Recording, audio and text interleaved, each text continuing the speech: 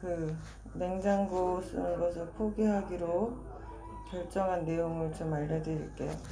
소제목은 쓴뿌리가 있겠지. 근데 쓴뿌리가 라이베리아에 있는 거죠. 왜 없겠어요? 17년 동안 전쟁을 했는데 왜 없겠어요? 저렇게 웃고 떠들고 춤추지만 우리나라 3년 전쟁하고도 그렇게 아픔과 슬픔이 오래 가는데 겉으로 드러나지 않은 숨겨진 쓴뿌리가 있어요. 외국인한테 보여주지 않는 자기들만이 알고 있는, 품고 있는 것. 그것이 이번에 조금 드러나서 제가 그 말씀을 드리려고 합니다. 첫 번째 사건은요, 전선이 도난됐어요. 화요일 아침에 일어나니까 전기가 안 들어오더라고요. 근데 월요일, 이건 뭐 길어지니까 그냥 거기까지만 얘기할게요. 좀 의심되는 부분이 있는데, 전선이 도난됐어요. 그래서 제가 이제 화가 엄청 났죠. 그래서, 누가 그랬냐. 내가 외국인이라고 나를 무시하냐. 그러면서 제가 이제 동네를 한 바퀴 전기를 쭉 조사해 봤는데 제 거만 끊어갔더라고요. 이거 뭐 동네 사람들은 누군지 알겠네 내가. 그러면서 수업 중단하겠다고 공고문을 써붙였어요. 그래서 내가 여기서 소외감 느낀다, 나 수업 못한다, 이렇게 이제 써붙였어요. 그리고 이제 화가 많이 나서 하나님께 기도를 했죠. 기도해야지, 제가 하나님의 종인데 제 멋대로 결정할 수 없잖아요. 그 전에 선교 편지 쓰고 뭐 막 이랬는데, 선교 편지에다가 한국에 갑니다, 뭐 사역이 잘 되고 있습니다, 평생 사역할 것처럼 막 썼는데 이런 일이 딱 생기고 나니까 내가 선교를 지금 여기서 접어야 될지도 모르겠다, 이런 위기감이 왔어요. 위기. 두 번째죠. 우리 지금 저 소리는 제가 암탉을 샀잖아요. 한 2달 전에. 근데 쟤 지금 알 낳으러 오는 거예요. 2알 낳는데. 저렇게 요란을 떨면서 알을 낳아요. 그냥 조용히 날 수 없나? 아이고, 아프니까 그러겠지. 아무튼, 그런데 이제 위기를 느꼈어요. 그리고 하나님께 기도를 했어요. 하나님, 저 어떻게 해야 되나요? 여기서 가야 되나요? 아니면 그냥 덮어두고 그냥 참고 넘어가야 되나요? 제가 덮고 참고 그러는 게 어려운 건 아니에요. 그런데 여기서 그냥 별일 없다는 듯이 참고 넘어가면 이 사람들은 저 여자한테 이 돈은 작은 돈이 아니구나, 별거 아니구나, 또 해야 되겠다, 이런 생각 들 거 아니에요? 이게 한 $200 들어갔거든요. 그 전기 회사에서 매니저가 나와서 전기선 새로 사라, 그러면 다시 켜주겠다, 이렇게 쉽게 얘기하는데 저는 사실 그놈이 의심되거든요. 그래서 의심할 만한 정황이 여러 가지가 있었어요. 그리고 제가 그런 쪽으로 촉이 좀 발달돼 있는데, 아무튼 그건 촉일 뿐이니까, 증거가 없으니까. 그리고 이제 저를 여기 초대한 의사가 가서 그 회사에 가서 항의를 하면서 한 달치 전기요금 낸 거 돌려달라. 한 일주일밖에 안 됐거든요. 그거라도 돌려달라. 그랬더니 돌려줄 수 없다, 니네가 전기선 사면 우린 전기 새로 줄 거다, 이렇게 이제 반복하더래요. 그래서 제가 저보고 이제 전기선을 사라 그래서 싫다, 내가 무슨 호구냐, 안 산다, 내가 바본 줄 아냐 그랬더니 그럼 자기 돈으로 사서 연결해 주겠대요. 그래서 하지 마라, 나 전기 안 쓴다, 그리고 수업도 안 한다, 내가 여기 수업 안 하면 굳이 내가 라이베리아 살 이유가 있는지 모르겠다, 이러고서는 이제 화가 좀 많이 나 있었는데, 하나님께 기도했을 때 하나님께서 용서해라, 이런 마음 주셨어요. 용서하라니까 용서는 하겠는데, 용서만 하면 단가? 하여튼 좀 불만이 생겼지만 아멘, 용서하겠습니다. 그 대신 이 모든 일을 주님께 맡깁니다, 주께서 판단해 주세요, 그랬더니 하나님께서 기도하시는데 그런 마음 주셨어요. 그놈 죽일까? 그래서 아니 그건 아니고요. 그냥 좀 깨닫게 해주세요. 다리를 좀 다친다든지, 그놈도 깨달아서 다시는 도둑질 안 했으면 좋겠고, 무엇보다 동네 사람들이나 아이들이 도둑질은 나쁜 거고, 저 사람 도둑질 하다가 저렇게 됐대, 하나님이 벌 주셨나봐, 좀 이렇게 깨달았으면 좋겠어요. 그 정도 하고 저는 잊어버렸습니다. 그리고 용서했어요.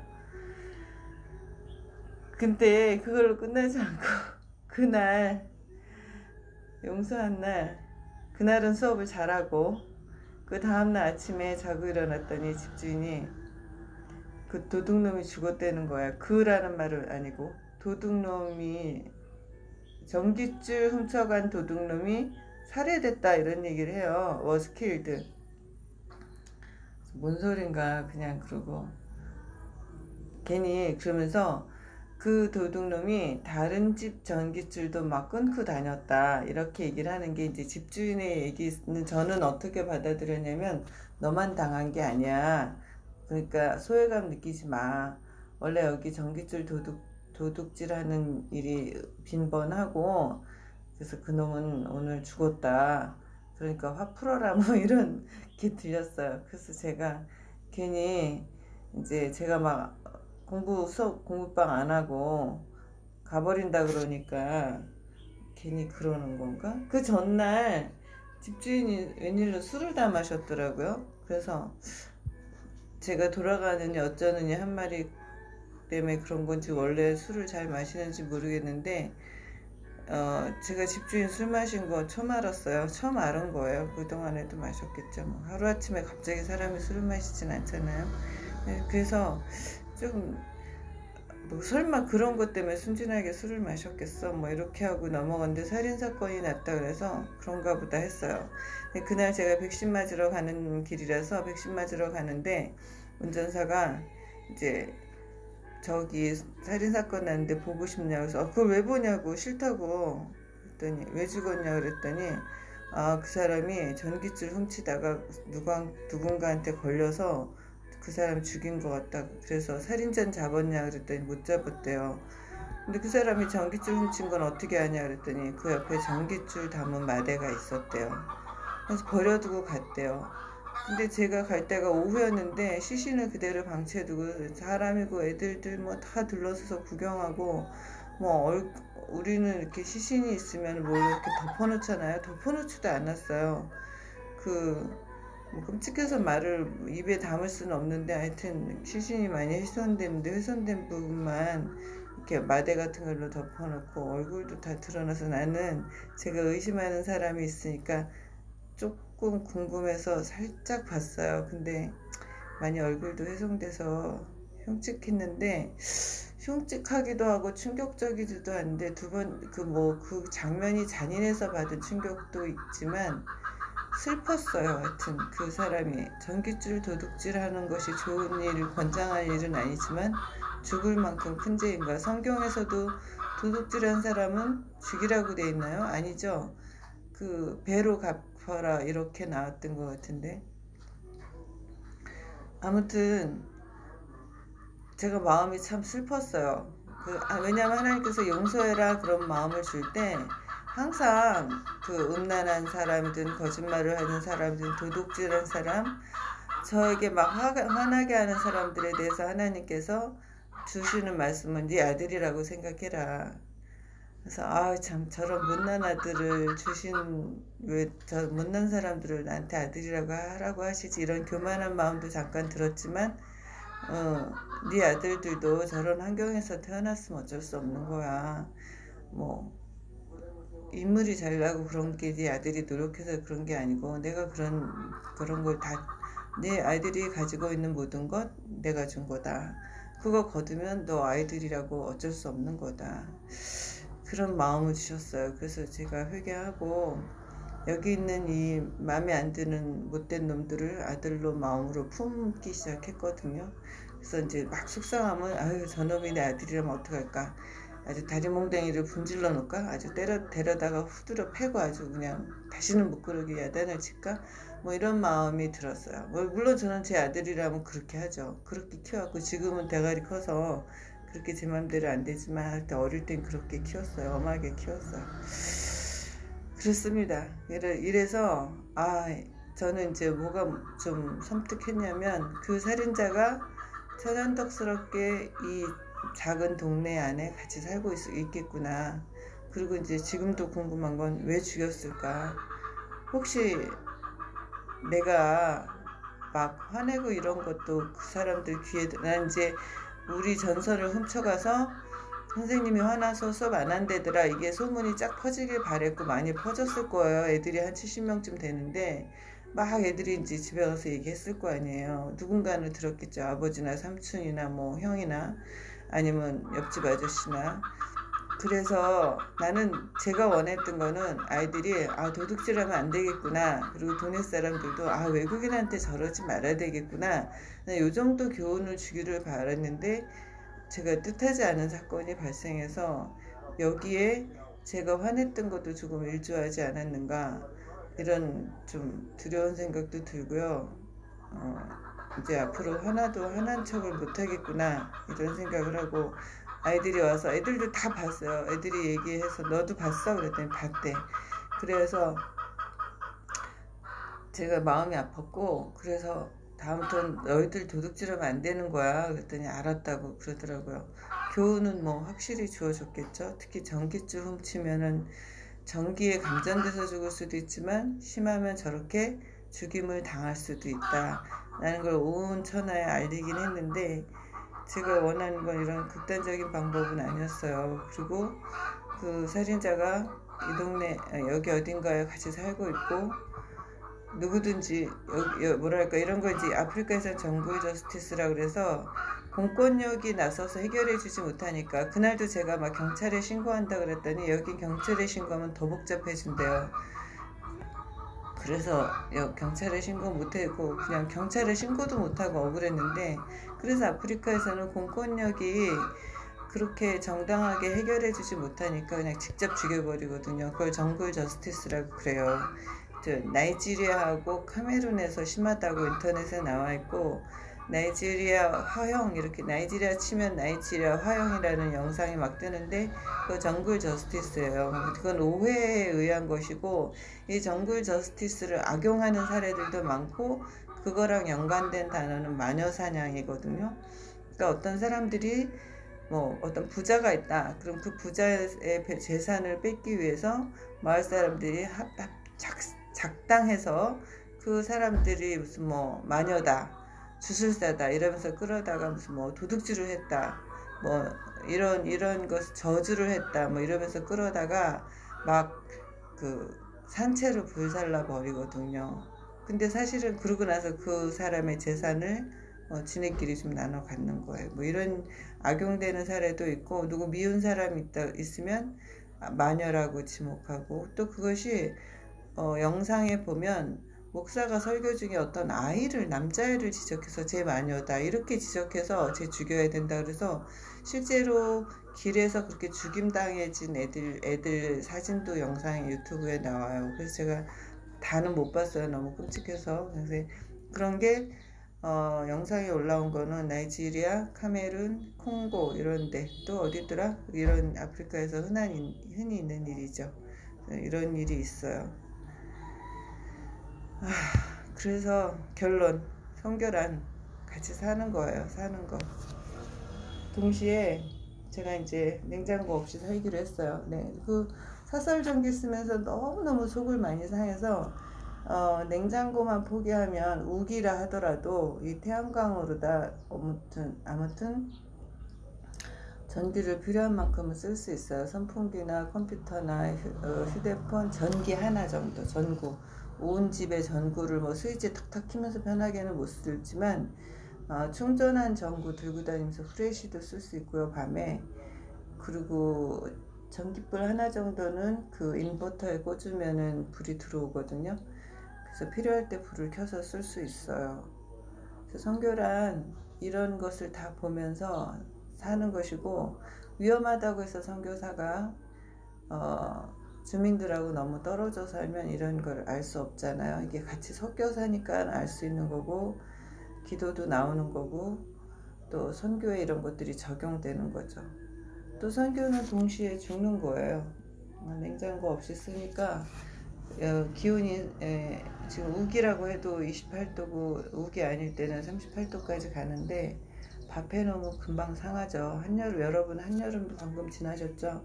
그런 한여름이 희망도 없이 가을이 온다는 보장도 없이 계속되는 게 아프리카 날씨인데 냉장고 없으면 다 썩어 나가요. 그러니까 이 동네는 주방이 작은 게 주방에 뭐 이렇게 많이 갖고 있을 수가 없어요. 다 썩으니까. 냉장고가 있으면 뭐 살림이 늘어나겠지만 냉장고가 없으니까 한가득 밥을 해서 아침에 한 10시나 11, 그래서 이제 늦게 하는 거예요. 10시나 해서 이제 12시간 내서 3시간 걸리는데, 그러면 그 밥을 하루 종일 먹는 거예요. 그럼 누구든지 식당도 필요 없어요. 테이블도 없고. 그래도 여기는 숟가락을 쓰더라고요. 숟가락 없으면 그냥 손으로 먹고, 그 밥을 누구든지 오면 밥을 퍼서 소스 얹어서 먹는 거죠. 배고프면 누구든지 가서 또 먹는 거예요. 그래서 너무 혼자서 전체 식구가 먹을 음식을 다 먹어버리면 매맞겠죠. 여기는 뭐 때리니까. 그렇지만 적당히 먹는 건 뭐라고 안 그러는데, 그 한 번씩 먹는 양이 어마어마하게 커요. 그러니까 우리나라로 치면 우동 대접으로 하나 정도를 먹어요. 아무리 쬐끄만 애라도. 어른들은 더 드시겠죠. 그리고 하여튼 그렇게 하루 종일 먹어요. 그러니까 이 사람들이 배가 고파서 하루에 한 끼를 먹는다, 이건 좀 사실이 아니고요. 배가 고플 수도 있지만, 저는 그게 우리 한국인이 하루 먹는 식사량보다 결코 양으로 보면 밥 양은 작지 않아요. 그 대신 한국인은 밥은 조금 먹는데 밥 이외의 것들을 많이 먹잖아요. 이 사람들은 밥 외에는 이외의 것들이 거의 없죠. 뭐 나는 그 나무에서 나는 플럼이라든가 야자라든가 코코넛, 야자가 코코넛인가? 그리고 뭐 아보카도, 파인애플 나무는 많지 않은 것 같아요. 여기 왜 안 심지? 바나나 이런 건데, 그런 거 대충 먹는 거 외에는 없는 거고. 그래서 코코넛에다 막 설탕 넣어서 쪄가지고서는 과자도 만들어 먹고, 요새는 군것질도 많이 해요. 그래서 도나츠 같은 거 튀겨서 파는데 비교적 싼 가격이죠. 우리나라 돈으로 한 1,000원어치 사면은 엄청 많아요.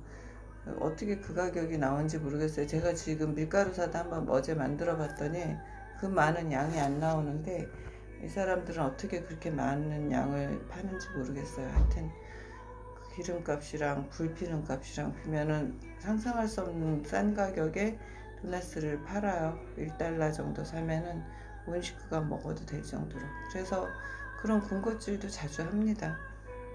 여기는 북해논이고, 그래서 그 부산 같은 제2의 도시라고 그랬잖아요. 수도 몬로비아에 비해서. 그래서 그런지 모르죠. 이제 부시 안으로, 정글 안으로 들어가면 먹을 게 없겠죠. 대신 정글 안에서는 여러 가지 짐승들을 잡아먹겠죠.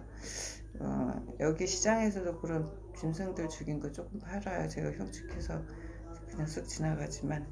아무튼 선교사는 자기 몸을, 저도 이제 여기 냉장고 없으면 먹을 거 없으니까 그냥 화학조미료 같은 거 여기도 팔거든요. 그냥 막 넣어서 먹는 거예요. 어제도 국수 있는 거 먹는데, 이제 빨리빨리 여기 한국에서 온 음식들도 이제 빨리빨리 먹어 치워야 되니까, 이제 냉장고 없으니까. 그리고 주변에 한국인들 불러다가 다 나눠주고, 나도 빨리빨리 먹으면서 비빔국수 하는데 그 조미료 그냥 막 쳐서 먹었어요. 한국에선 그런 거 안 먹고, 건강에 해롭다 그러면 안 먹고, 뭐 건강에 안 좋다 그러면 안 좋은 기름도 안 먹고 그랬는데, 여기서는 그냥 다 먹어요. 그냥 오늘 살면 되는 거예요. 건강 같은 거 생각할 겨를이 없는 거죠. 그래서 제가 그거 먹으면서 선교사란 죽으면 죽으리라 그 찬양이 지난번에 코로나 걸렸을 때 엄청 가슴에 와닿아서 막 울면서 들었는데, 항상 여기서 현지인들과 살아가면서 동시에 자기 자신은 죽어가는 거죠. 우리가 영적으로 뭐 내가 그리스도와 함께 뭐 십자가에 못 박혔나니 이런 죽음도 있고, 그냥 실질적으로도 물리적으로도 신체적으로 하루하루 몸에 해롭다는 거 그냥 먹어가면서 목숨을 연명하면서 힘을 내서 살아야 되니까 뭐 조금씩 죽어가는 거죠. 그래서 선교사들이 장수하기는 어렵지 않은가. 선교사들 중에 제가 모르겠어요. 귀국하신 분들은, 귀국해서 한국으로 돌아가신 분은 모르겠지만 장수하기 어렵지 않나 이런 생각이 들고, 이거 얘기가 길어지지만 듣기 싫으면 안 들으시면 돼요. 번외 생각난 김에 한번 얘기를 하면은, 선교사에게 가족이란, 이거 굉장히, 이거 다음에 다시 할까요? 선교사에게 가족. 제가 나중에 이거 다시 한 번 더 드릴게요. 저는 왜 선교하는데 가족들을 굳이 데려가서 저렇게 힘들게 위험하게 살아야 되는가 조금 비판적이었는데, 여기 와서 보니까요, 선교사에게 가족은 선교를 하게 해줄 수 있는 원동력이에요. 그리고 여기서는 먹는 것이 죽고 사는 문제를 좌우하기 때문에 사모님들은 저는 뭐 솔직히 선교사도 아니면서 사모님들 다 선교사라고 부르고 뭐 고생하는 건 알겠지만 뭐 이런 이해 납득할 수 없는 부분들이 있었는데, 여기 와서 보니까 선교사 사모님이 없으면 남자 선교사는 혼자 사역하기 어렵겠더라고요. 그리고 오해도 많이 받을 수 있고, 또 현지인들이 싱글 남자 선교사가 사역하면 오해할 수 있어요. 그래서 뭐 그 유명한 이태석 신부 같은 경우는 카톨릭이니까 가능했지, 개신교에서는 불가능하죠. 선교사 사모님 없이 선교사님들이 여기서 사역한다는 거. 아무튼 그래요. 여자들은 할 수 있는데 남자 선교사는 싱글로 하기 어렵습니다. 그 얘기는 나중에 다시 할게요. 영상이 길어지면 민폐이기 때문에 오늘 여기서 접겠습니다. 감사합니다.